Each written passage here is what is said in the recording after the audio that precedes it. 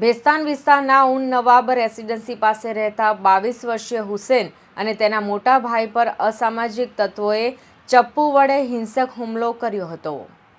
સુરત શહેરના ભેસ્તાન વિસ્તારમાં ખૂની ખેલ ખેલાયો હતો।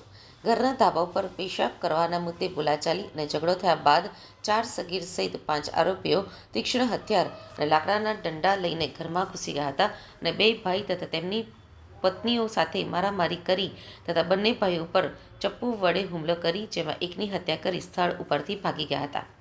જ્યારે ચપ્પુના ઘાને પગલે ગંભીર રીતે ઈજાગ્રસ્ત થયેલા અન્ય એક ભાઈને સારવાર માટે નવી સિવિલ હોસ્પિટલમાં ખસેડવામાં આવ્યો છે। છતાં પણ આ ખૂની ખેલની ઘટના અંગે જાણ થતાં ભેસ્તાન પોલીસ દોડતી થઈ ગઈ હતી।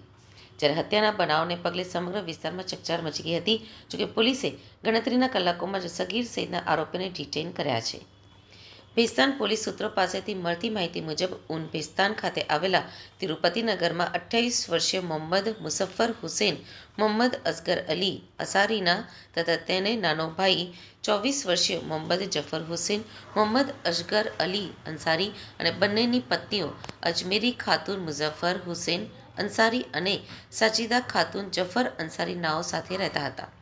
તે દરમિયાન ગઈકાલે સાંજે 4 સગીર સહિતના 5 આરોપીઓ ચપ્પુ અને લાકડાના દંડા લઈને તેમના ઘરમાં ઘૂસ્યા હતા અને બંને ભાઈઓ સાથે મારામારી કરી મોહમ્મદ જફર અંસારીને છાતીના ભાગે ચપ્પુનો જીવલેણ ઘા ઝીકી તેની હત્યા કરી હતી।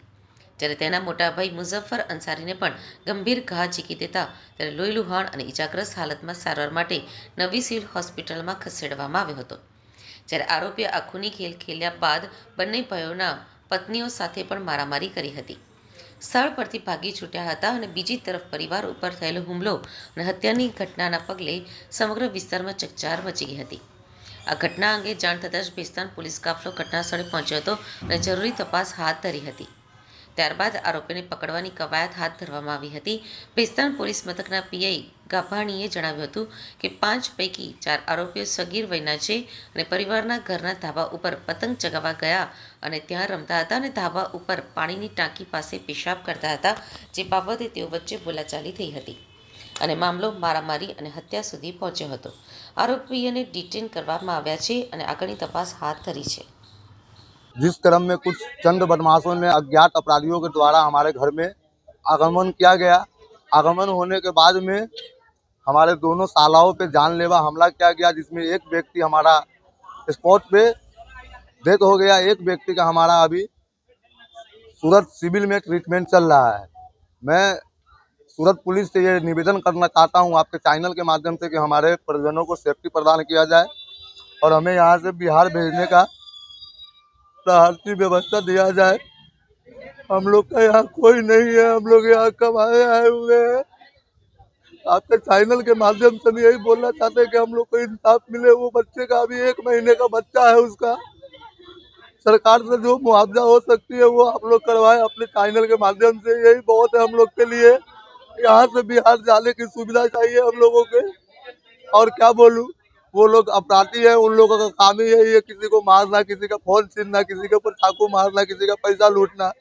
हम लोग का क्या गलती था कि यही ना हम बोले, हमारा साला यही बोला ना उसको कि भाई तू ऐसा क्यों कर रहा है, पानी में पेशाब कर रहा है, हम ये पानी पीते हैं खाते हैं, तू इसमें पेशाब कर रहा है, कितनी गलत बात है। उसके क्रम में वो ये हादसा किया है मेरे साथ में। मरने वाले का नाम क्या था और उम्र कितनी थी? मरने वाले के नाम मोहम्मद जफर हुसैन है। उम्र उनका लगभग 20 से 22 साल है। शादी कब हुई थी? शादी उनका 2023 या 24 के समथिंग में हुआ था। कितने बच्चे? एक बच्चा है, अभी 1 महीना या 1.5 महीने का हुआ है वो बच्चा। क्या मांग है? जी, मांग क्या है अभी आप? मांग तो वो बतला ही दिए सर कि हम लोग को सेफ्टी प्रदान किया। मारने वाले क्यों मारे? कौन थे आप पता है?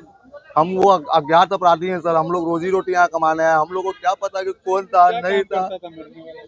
मरने वाला एम्ब्रॉयडरी का ऑपरेटर है, बीआरसी में काम करता था। अभी एक इंजर्ड है, ऊपर एडमिट है, उसका नाम क्या है? उसका नाम भी मोहम्मद मुजफ्फर हुसैन वो हुआ। कौन है? वो भी उसका सगा भाई है बड़ा।